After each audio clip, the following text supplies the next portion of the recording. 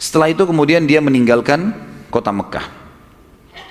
Waktu dia tinggalkan kota Mekah, teman-teman sekalian, menuju ke Yaman dan tiba di Yaman, dia mulai mengumpulkan para pendeta-pendeta Yaman. Di sini pendeta dalam arti kata memang tokoh-tokoh masyarakat mereka yang menyembah berhala dan menyembah api.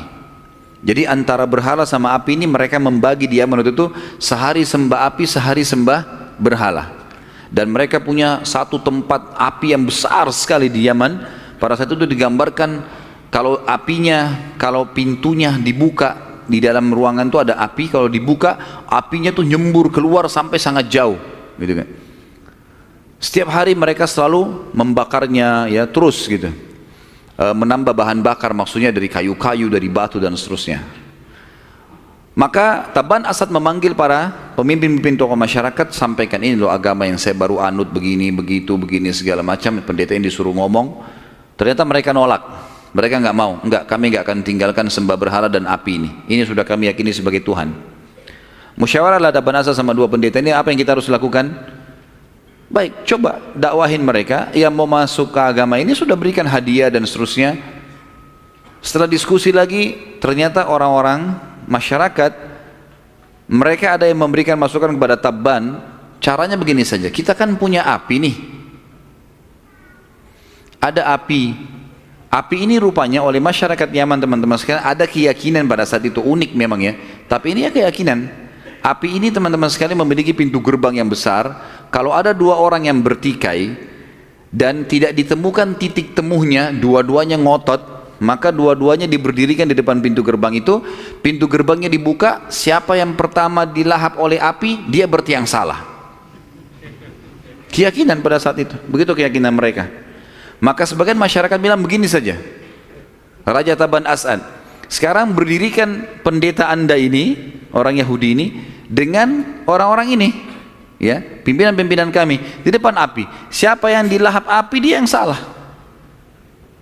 Tabban Asad musyawarah sama dua pendeta, bagaimana sekarang ini?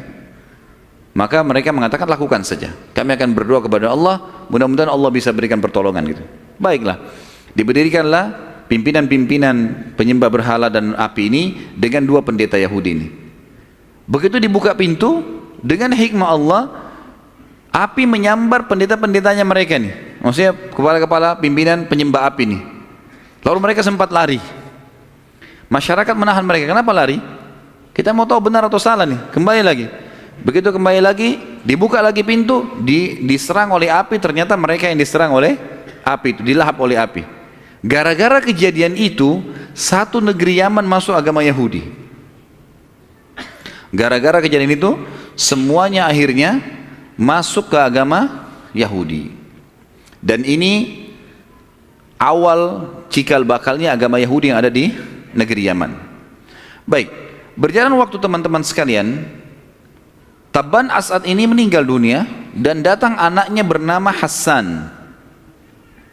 Tentu histori masuk agama Yahudi ke Yaman seperti anggaplah sudah selesai, clear sampai situ tadi. Tapi kita melanjutkan kisah Yaman. Waktu Tabban Asad meninggal, ada anaknya namanya Hassan. Hassan ini orangnya dalam buku-buku sejarah dikatakan orang yang punya percaya diri yang sangat tinggi. Pada saat dia hari pertama jadi raja, sudah dinobatkan segala macam, ya, maka dia berkata, saya ingin menaklukkan dunia, kata si Hassan, anaknya Tabban Asad. Maka orang-orang bilang, bagaimana caranya? Negara mana yang mau ditaklukkan? Dunia ini luas. Dan pada saat itu ada Najasyi di Eropa, di Afrika, ada Fir'aun di Mesir, gitu kan? Kemudian ada, maksudnya istilah-istilah raja kan tadi, ada Kaisar di Romawi dan ada juga ada Kisra di Persia. Di antara empat pemimpin dunia ini dan ada Tabban Asad tadi di Yaman. Tapi Tabban ini kerajaan yang paling kecil dibandingkan empat yang lainnya. Dan di antara empat ini yang paling besar dan kuat waktu itu Kisra, Persia. Ini juga sama penyembah api, gitu kan? Kata Hassan kepada para penasihatnya, siapa negara yang paling kuat di antara empat itu? Kata mereka, Persia. Dia bilang, saya akan mulai menyerang Persia. Padahal pasukannya tidak besar, tapi karena raja orang semua pada ikut. Di tengah jalan teman-teman sekalian, banyak penasihat-penasihatnya, pimpinan-pimpinan pasukannya tidak setuju dengan ini. Ini gimana caranya kalau kita ikut sama orang ini terus kejar Persia? Artinya Yaman pada saat itu dibandingkan Persia. Persia itu teman-teman masuk Irak, Iran, Rusia, seluruh Rusia, sebagian besar wilayah India. Sementara Yaman satu negeri, sampai sekarang masih dikatakan Yaman, kecil. Artinya cuma paling 10% dari wilayah Persia, bahkan lebih sedikit dari itu, mungkin cuma 7%-an gitu. Jadi kecil sekali, pasukannya kecil, mau lawan Persia nggak mungkin. Di tengah jalan mereka penasaran, ini gimana caranya memberhentikan Raja Hassan ini. Hassan ini ngotot, percaya dirinya luar biasa gitu. Padahal mereka ini pada saat itu jumlahnya sedikit. Ini bukan karena mau menyebarkan agama Yahudi ya, bukan karena dia mau sebarin agama, bukan. Memang cuma mau luaskan wilayah saja, nggak bawa-bawa nama agama nih. Maka beberapa penasihat berbicara dengan adiknya Hassan bernama Amr. Ya. Amr ini didatangi oleh beberapa penasihat mengatakan, wahai Amr, bicaralah sama saudaramu ini. Siapa tahu bisa, karena Hassan ini punya kemah, nggak boleh sembarangan orang masuk. Penasihat-penasihatnya pun kalau mau masuk dicek semua badannya, dikeluarin semua senjata-senjatanya, baru boleh masuk. Gitu. Kecuali Amr, Amr ini boleh keluar masuk karena adik kandungnya dan dipercaya oleh si Hassan. Masuklah Amr, dinasihatinlah kakaknya, nggak mau tahu, nggak usah ikut campur, ini urusan saya. Lapor kepada para penasihat, ini gimana nih, kata kakak saya begini. Baik Amr, kalau kamu mau, bunuh kakakmu itu. Hassan ini bunuh. Kalau kamu bunuh, kami nobatkan kamu menjadi raja setelahnya.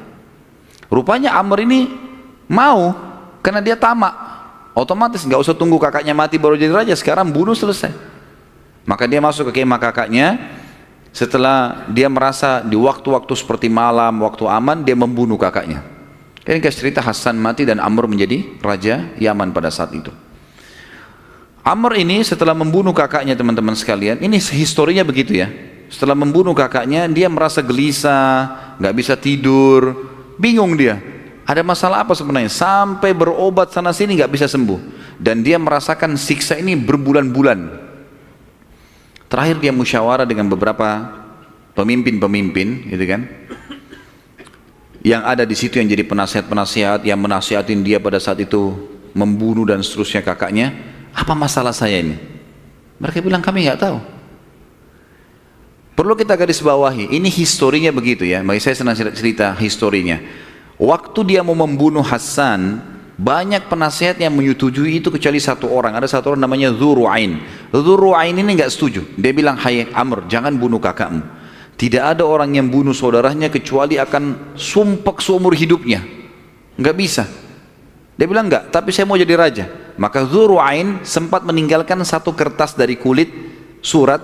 Dia bilang, peganglah ini. Satu waktu kalau dibutuhkan, tolong baca di hadapan saya. Kata Amr, baiklah. Ringkas cerita, dibunuh sama dia kakaknya tadi jadi raja. Sumpek berbulan-bulan, ada tidak bisa tidur, nggak bisa makan. Akhirnya dia musyawarah dengan beberapa orang yang lain selain penasihat-penasihatnya. Mereka bilang, hai Amr, Raja Amr, kalau anda mau hilang dari penyakit ini, caranya cuma satu. Anda harus membunuh semua orang yang menasihatin anda dulu membunuh kakak. Ini historinya begitu. Amr tiba-tiba setuju, baiklah, tangkap semua itu. Penasihat-penasihatnya dikumpul semua, banyak, puluhan orang, bunuh semuanya. Setelah mati semua tinggal Dzu Ru'ain. Dzu Ru'ain tadi yang ninggalin kertas, itu salah satu penasihat yang meninggalin surat. Waktu datang mau dibunuh, dia bilang sebentar, jangan bunuh saya dulu. Saya titipkan surat di tangan anda pada saat anda membunuh kakak anda Hassan. Coba buka, dibuka. Ternyata di dalamnya ada pepatah-pepatah bahasa Arab memang, yang kurang lebih Dzu Ru'ain mengatakan, alaman yashtari saharan binaumin as-sa'idu huwa man yabitu. Fa amma ahlul Yaman fakhabat wa khanat, fa ma'dhiratul ilahi lidzi Ru'ain. Jadi kurang lebih artinya gini. Dia bilang banyak orang yang melakukan perbuatan seperti kamu, membunuh orang yang sebenarnya tidak layak untuk dibunuh, sehingga akhirnya dia jadi susah untuk tidur. Ini sebelum dibunuh si Hassan. Dia bilang begitu. Kemudian ini sudah menjadi sebuah keyakinan pada saat itu seperti itu. Kemudian akhirnya dia tidak bisa tidur di malam hari dan dia ganti dengan begadang.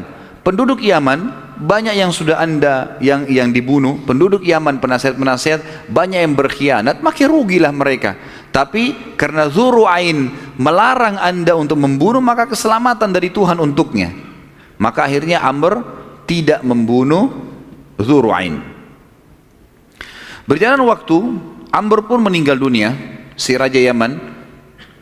Maka anak-anak Rabi'ah bin Nasr, kembali kepada manusia yang pertama tadi. Rabi'ah bin Nasr ini yang pertama, kemudian ada anaknya Taban As'ad, kemudian Taban As'ad punya anak Hassan, Hassan dibunuh oleh adiknya Amr, kemudian Amr meninggal. Waktu Amr meninggal, anak-anak Rabi'ah bin Nasr, anak-anak kerajaan ini semua berselisih pada saat itu. Ribut nih, ya kan? Satu sama yang lain ribut, memperebutkan kerajaan. Sementara politik Yaman kacau pada saat itu, maka ada satu orang perampok jalanan. Dia memang kerjanya sama pasukannya berapa ratus orang, selalu cuma menghadang kafilah lewat, dirampas, menyerang satu kampung, diambil, begitu-gitulah kerjanya. Namanya Khunai'ah Dhi Shanatiq. Khunai'ah ini, teman-teman sekalian, dia menunggangi keadaan politik Yaman yang pada saat itu lagi kacau. Kemudian dia menyerang istana, lalu merebut istana dari keluarga Rabi'ah bin Nasr. Akhirnya si orang ini menjadi raja tiba-tiba di Yaman. Namanya Khunai'ah. Khunai'ah ini orang yang buruk, suka mengambil istrinya orang lain, suka menyita, macam-macam menyiksa. Akhirnya keadaan Yaman sangat memprihatinkan gitu. Tentu kisahnya cukup panjang di sini teman-teman sekalian, berhubungan dengan masalah apa saja yang berhubungan dengan kejadian pada saat Khunai'ah ini, tapi saya tidak perlu bahas itu karena dia orang yang buruk dan dia buruk akhlaknya. Kalau historinya panjang, mengambil haknya orang, menindas, memukul, membunuh orang yang tidak sejalan dan seterusnya. Akhirnya karena kondisi Yaman pada saat itu tidak nyaman, kurang lebih berjalan sekitar 2 tahun kepemimpinannya, ada satu turunan Rabi'ah bin Nasr namanya Dhu Nuwas. Dhu Nuwas ini dia yang naik ke istana malam hari, kemudian dia mengambil pisau dan dia membunuh si Khunai'ah. Waktu Khunai'ah mati, si perampok jalanan yang merebut tiba-tiba kerajaan tadi, maka Dhu Nuwas menjadi raja. Kembali lagi kerajaan kepada anaknya Rabi'ah bin Nasr. Kurang lebih ini sampai di sini kisah tentang masuknya Yahudi ke Jazirah Arab dan sedikit rentetan tentang keadaan Yaman. Pegangi nama sekarang Dhu Nuwas. Siapa Dhu Nuwas tadi ini? Hah? Salah satu keturunan Rabi'ah bin Nasr yang membunuh Khunai'ah. Jelas sampai sini ya? Hah? Gak ada suara, senyap. Baiklah. Kita sekarang masuk teman-teman sekalian, masuknya Nasrani ke Jazirah Arab. Sejarahnya bersambung ya. Cuman saya buatkan subjudul. Baik, pada saat itu teman-teman sekalian, Dhu Nuwas menjadi Raja Yaman. Pegangi dulu ini ya. Ini sudah nanti jadi inti bahasan kita ini. Sekarang kita bercerita tentang Nasrani bagaimana masuk ke Jazirah Arab. Di salah satu Jazirah Arab, di sudut, bukan Jazirah Arab sebenarnya, lebih tepatnya sebenarnya di negeri Syam, negeri Kaisar Romawi, memang Nasrani kan. Ada satu pendeta, dalam beberapa buku sejarah disebutkan namanya Finion. Finion ini berangkat dari negeri Syam. Dia dengar di Yaman ini dikuasai oleh orang-orang Yahudi, dan orang-orang Yahudi adalah orang yang lebih pantas untuk menganut Nasrani pada saat itu, karena mereka sudah tahu, mereka sudah punya kitab Taurat. Dia mau niatnya ke Yaman untuk berdakwah, dia mau dakwakan agama Nasrani ini. Tapi rupanya waktu dia ikut dari negeri Syam, utara Jazirah Arab, mau menuju ke Yaman, selatan Jazirah Arab, di tengah jalan kafilah dia yang dia sedang jalan sama-sama itu diserang oleh perampok, sehingga membuat si Femion ini ditawan, lalu dijadikan budak, diperjualbelikan di Afrika. Waktu dia ditawan teman-teman sekalian, dan dia masuk di wilayah Najran. Najran wilayah yang waktu itu penyembah pohon. Femion ini menjadi budak di salah satu tuannya, dan tuannya sering kagum lihat dia.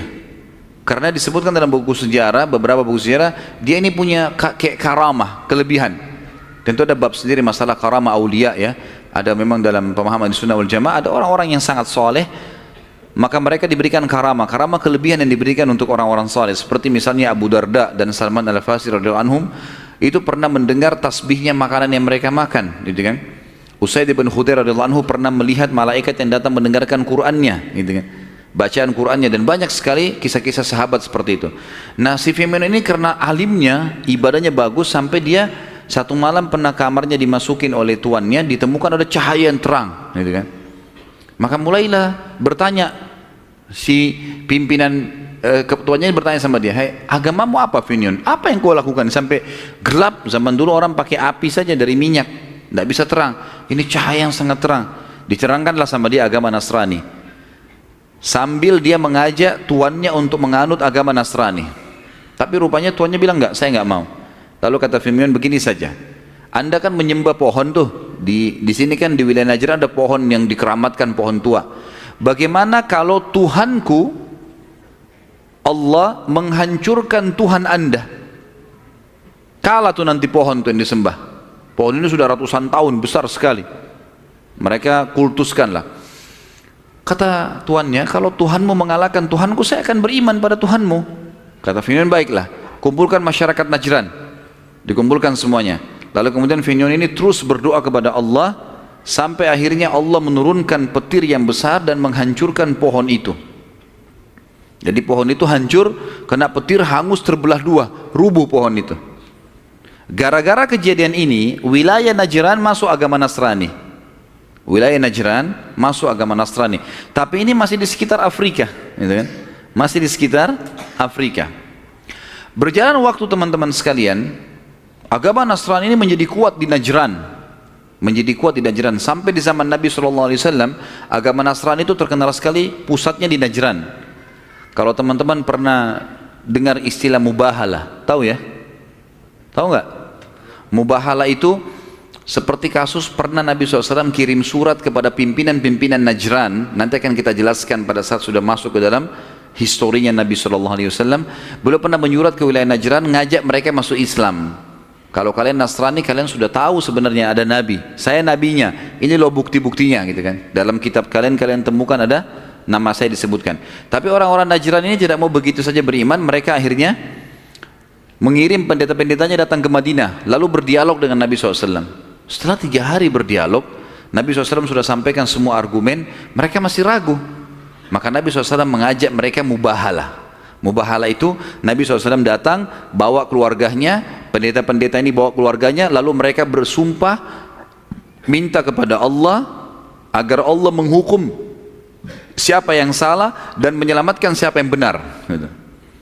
Waktu mereka, Nabi SAW membawa Fatimah, membawa Hasan, Husain datang radhiyallahu anhu majma'in di dekat gunung, dan pendeta-pendeta ini juga membawa keluarganya. Mereka tiba-tiba melihat di atas gunung di situ ada asap hitam yang sangat tebal. Maka para pendeta mengatakan, "Demi Allah, ini tanda-tanda. Kalau kalian mau bermubahalah sama orang ini dan dia betul Nabi, kita akan hancur nih. Lebih baik nggak usah." Akhirnya mereka pun terima untuk membayar jizyah. Mereka tidak masuk Islam, tapi mereka pada saat itu membayar jizyah. Ini sedikit histori bahwasanya wilayah Najran terkenal sekali dengan Nasraninya. Dan awal masuk Islam, awal masuk Nasrani karena kisah Fir'aun tadi ini. Jelas sampai sini? Alhamdulillah. Baik, sekarang Fir'aun ini setelah dia sebarkan Nasrani segala dan sampai dia mati, di Najran ini banyak sekali pendeta-pendeta yang lahir. Di antara pendeta yang sangat terkenal pada saat itu bernama Abdullah bin Samir. Abdullah bin Samir, teman-teman sekalian, dia tangkap dari Fir'aun tadi, gurunya dia, tujuannya bukan ke Afrika, tujuannya ke Yaman, mau mengajak orang-orang Yahudi masuk Nasrani. Tapi karena tidak sempat, dia ditawan segala, akhirnya dia sampai ke Afrika. Si Abdullah bin Samir mau menjalankan misi itu. Dia nyebrang ke Yaman. Masuk ke Yaman, di Yaman dikuasai oleh raja namanya Dzunuwas tadi. Iya kan? Dzunuwas ini yang telah membunuh Khunai Dzi Syanatik tadi, itu berkuasa. Dan pada saat itu Dzunuwas ini agak unik, ya. Dia sebenarnya kakek-kakeknya dulu orang Yahudi. Dia beragama Yahudi, mereka turunan Arab tapi beragama Yahudi.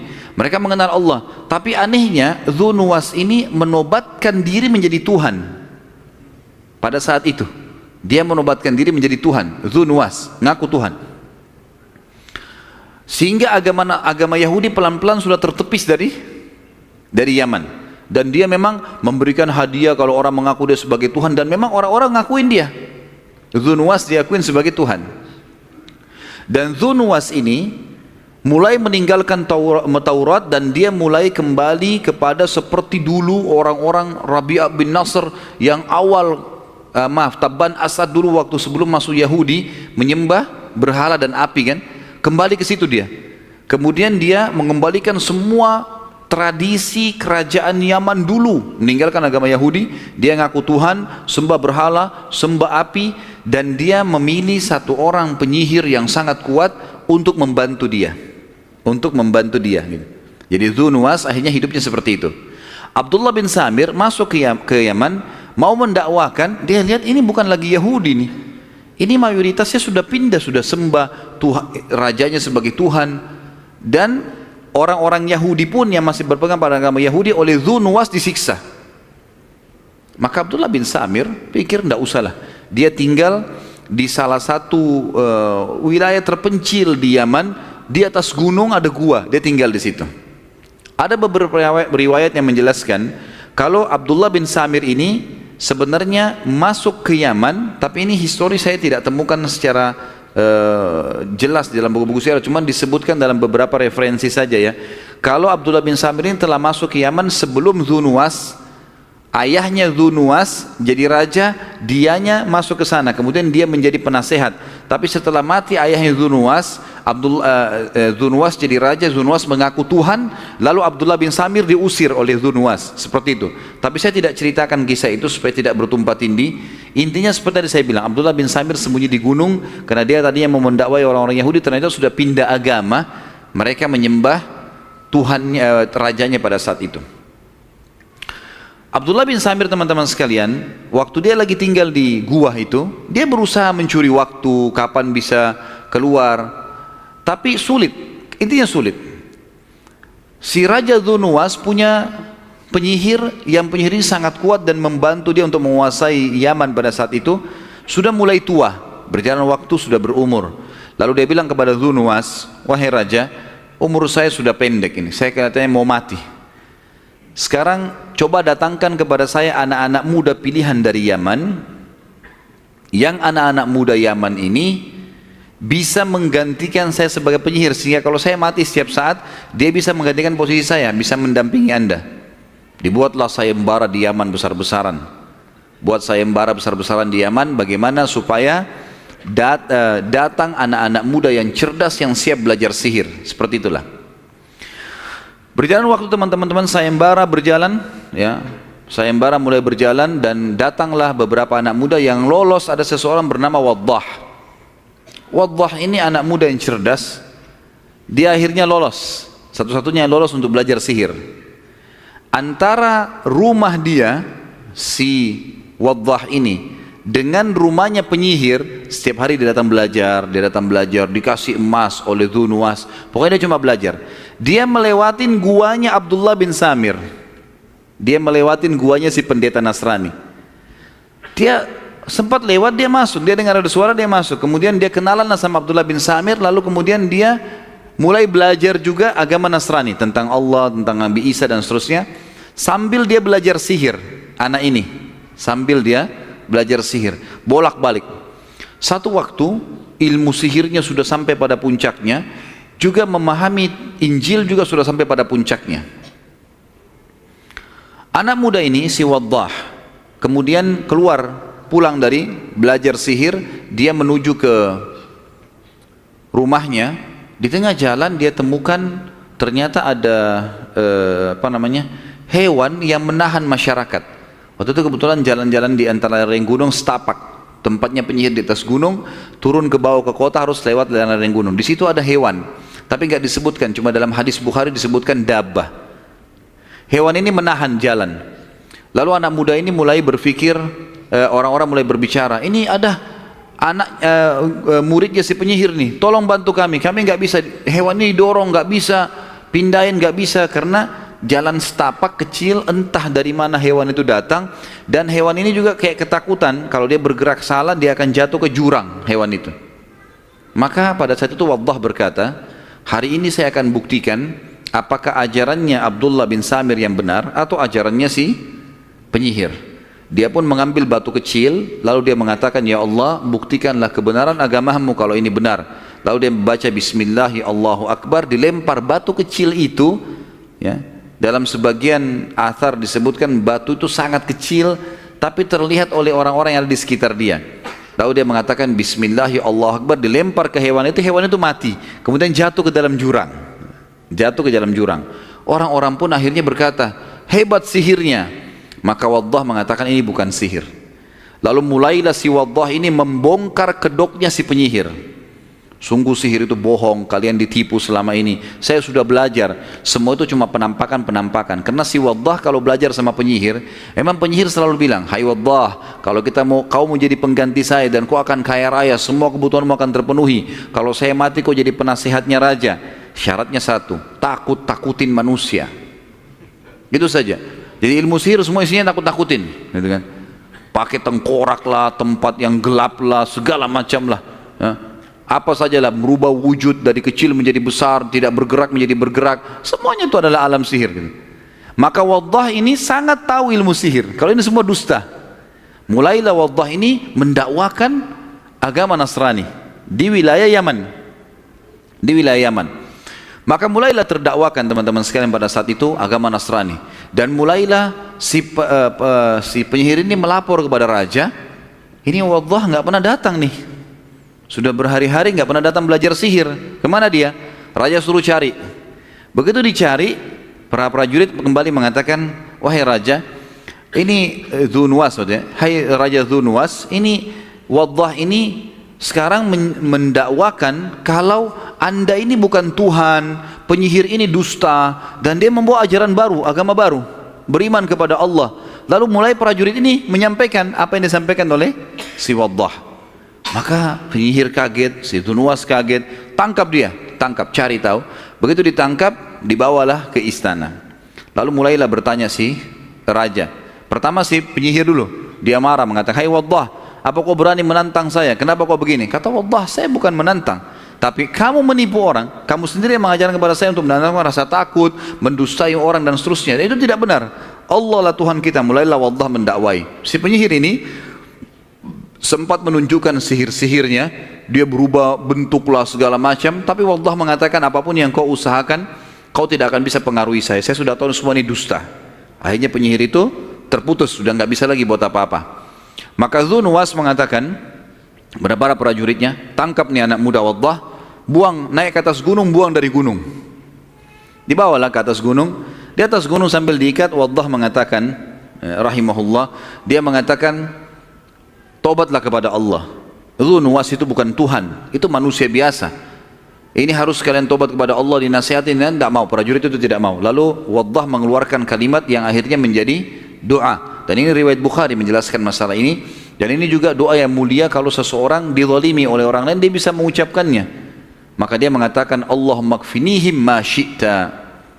Ya Allah, ambil alihlah orang-orang ini. Seperti itulah. Saya sudah berusaha, ya Allah, maka ambil alihlah mereka. Maka Allah SWT datangkan badai yang besar, menjatuhkan semua prajurit-prajurit Dhu Nuwas dari gunung, tinggal Waddah sendiri. Waddah karena niatnya mau mendakwakan, maka dia kembali ke istana. Tersebar berita di seluruh wilayah Yaman pada saat itu, kalau Waddah mau dibunuh oleh Dhu Nuwas, dan sudah dinaikkan di atas gunung, dirantai, dibelenggu, dan Waddah turun, belenggunya lepas dengan hikmah Allah, kemudian prajurit-prajurit Dhu Nuwas mati. Waktu dia pulang, dia menuju ke istana, orang-orang pada ikutin. Hai Waddah, bagaimana kau bisa selamat? Mana prajurit-prajurit itu? Kata Waddah, Allah selamatkan saya. Sebagaimana saya dakwakan kalian, Allah menciptakan langit dan bumi, tidak mungkinlah bisa dikalahkan. Saya sekarang menuju ke istana, mau menantang lagi Dhu Nuwas. Kembali lagi ke istana. Dhu Nuwas dia tanya, hai Waddah, di mana prajurit-prajurit saya? Kata Waddah, Allah sudah menghancurkan mereka. Gitu kan? Lalu kemudian dia berkata lagi, kalau begitu saya akan bunuh kau dengan cara yang lain. Kata Waddah, percuma. Anda tinggal beriman kepada Allah, jangan mengaku sebagai Tuhan, kembali kepada agama ayah-ayah Anda saja, beriman pada Allah, dan akui ada Nabi setelah Musa namanya Isa alaihi wassalatu wassalam. Anda tetap dalam kondisi raja, saya bukan datang untuk mengambil kerajaan Anda kok. Enggak, saya nggak mau tahu. Tangkap orang ini, tangkap anak muda, ikat dia belenggu baik-baik, ikat di belenggu itu, di rantai itu, batu yang besar. bawa ke tengah lautan, cemplungin ke lautan deh, buang orang ini.